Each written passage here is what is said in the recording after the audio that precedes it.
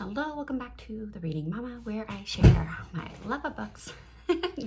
Today I am doing another nonfiction November, and this one is for the kids.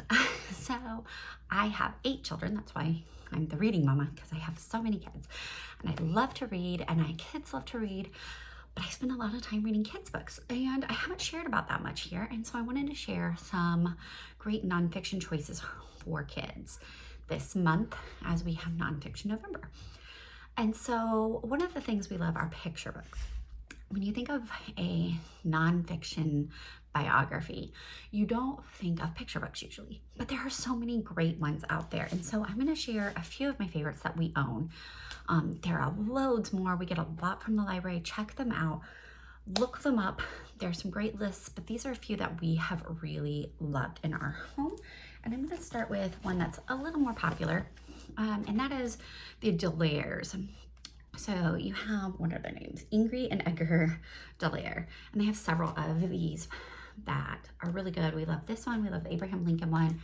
There's a couple others, but they have some beautiful artwork throughout. That is what they are known for. And the stories are really good too. They are longer. So this is a longer picture book. It would not be a let's sit down and read the whole thing in one sitting unless you have a really patient child. But we really love those picture book biographies because they have such beautiful artwork and do tell the story well. Another one that we love is this called Lily, the Girl Who Could See. And in this, you follow Lily as Trotter, and you can see her growing up and how she meets Ruskin and becomes a great artist, but how she eventually gives her life to the Lord. But it's such a beauty, and becomes a missionary.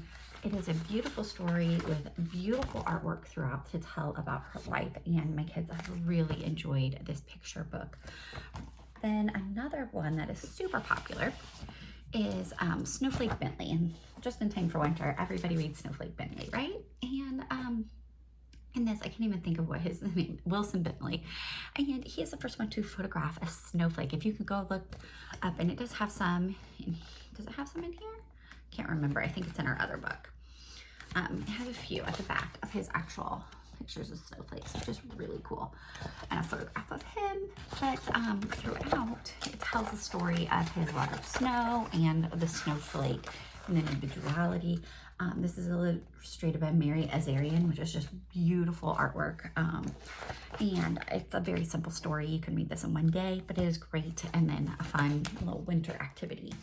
Another one that we love is, I'm trying to find ones we love. So this is new to us, but Before She Was Harriet, talking about Harriet Tubman, and this is a really beautiful story. It says on the back, suffragist, general, Union spy, nurse, Moses Minty. And so all the names she was known by. And again, you just have some beautiful artwork in here to tell the story of Harriet Tubman and what her life was like. And I really, really enjoyed this book, and was encouraged my kids enjoyed it too. Another good one that we enjoyed was about Maria Marion. Mary Sibylla Marion is a famous artist and naturalist or scientist. She's somebody, I got this for my girls when we were doing science studies, because though she's known for her artwork, she really was a scientist and observed things and learned all about them. And this is just so beautiful.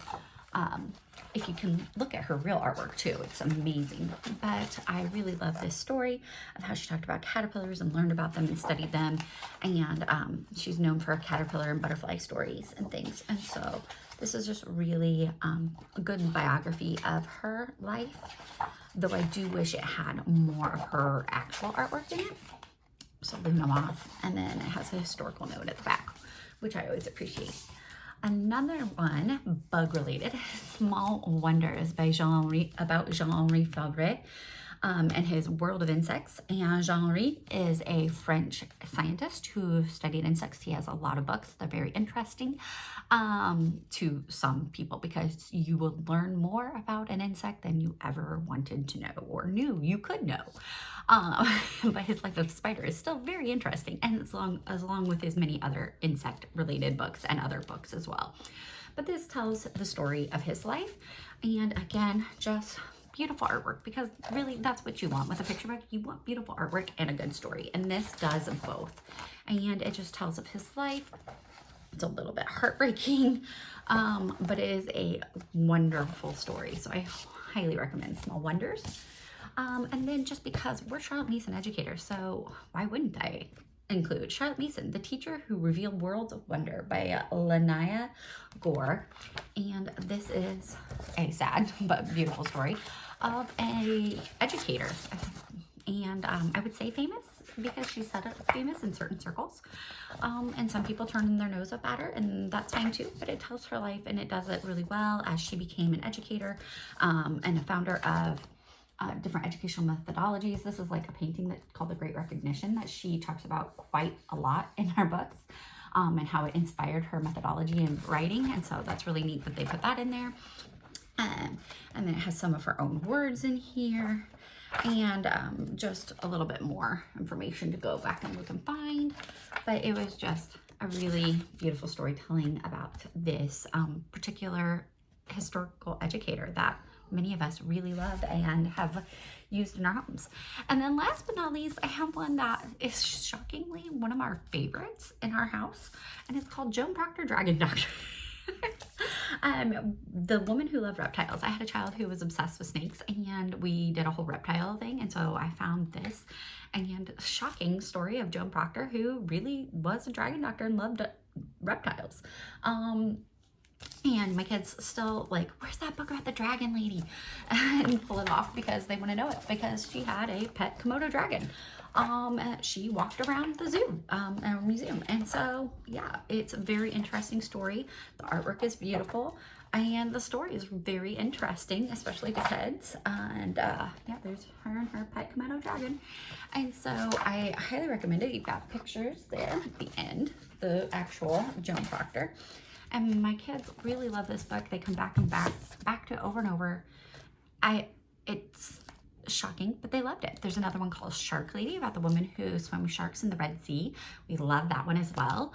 There's just so many great, there's a Jane Goodall one. I think she's like the Leaf Lady, or I don't remember which one. No, she's not the Tree Lady. That's a different one. There's another one. There's lots of them out there, but these are some of the favorites that we own. And I hope that if you have little ones, go to the library, ask around for some biography picture books, because they are surprisingly interesting and good, both for the young and old. And yeah, they help your kids learn about life in different times, teach you about different ways of living, teach you about different occupations someone might have, teach you about looking beyond what is in your normal life and seeing the world around you, how you can help. It is just so interesting to learn about all these people who have gone before us, who made some really amazing discoveries, made some amazing decisions. And I think that it's just awesome to show our kids this and get them interested in biographies at an early age. So go check them out. Highly recommend these particular biographies, but there are so many more out there. I could never cover them all. So make sure you check with your local librarians. I'll put a list. I think I have a list over on my blog, which I'll try to link if I remember. And there's just so many great books. So make sure you get out there and read.